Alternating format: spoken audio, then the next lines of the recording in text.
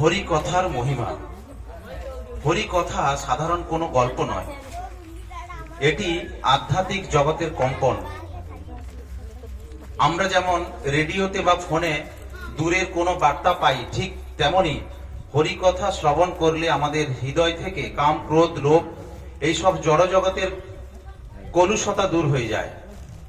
নারদ মুনি বলতেন, যেখানে আমার কীর্তন বা হরিকথা হয় আমি সেখানেই বাস করি। তাই আপনারা যখন এই কথা শুনছেন, স্বয়ং ভগবান শ্রীকৃষ্ণ, ভগবান শ্রী হরি এখানে উপস্থিত আছেন। হরে কৃষ্ণ। আমরা এখন বৈষ্ণব শরণ শুনবো। মায়েরা লো, তোমাদের কণ্ঠটা ভালো হবে তো।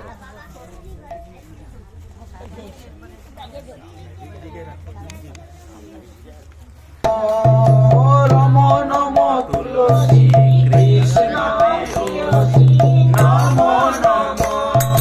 রাধা কৃষ্ণের সেবা পাবো এই অভিলাষী,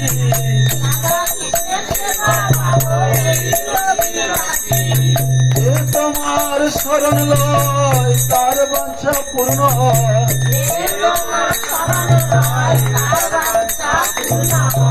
কৃপা করি করো তারে বৃন্দাবনবাসী,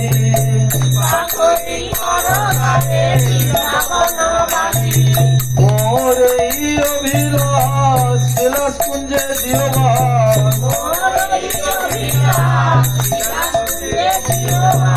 মোর এই অভিলাষ বৃন্দাবনে দিও বাস। মোর এই অভিলাষ চরণে দিও স্থান। নয়নে দিব সদা যুগল রূপ রাশি,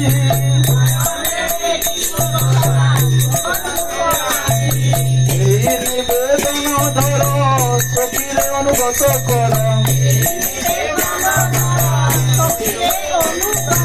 এই নিবেদন ধর সখীরে অনুগত কর। সেবা অধিকার দিয়ে করো নিজ দাসী,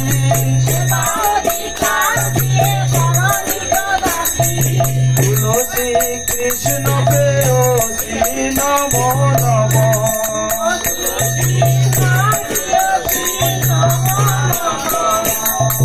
রাধা কৃষ্ণের সেবা পাবো এই অভিলাষী,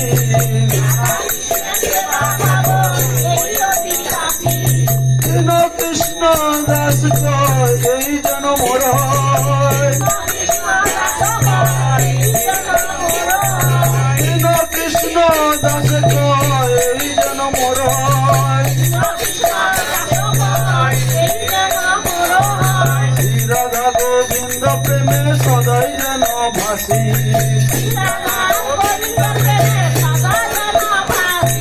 শ্রী রাধা গোবিন্দ প্রেমে সদাই যেন ভাসি।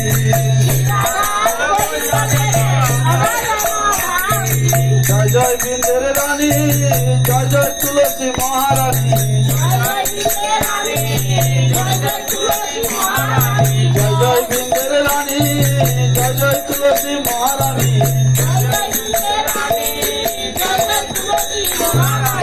গুরু নিতাই গৌর প্রেমানন্দে।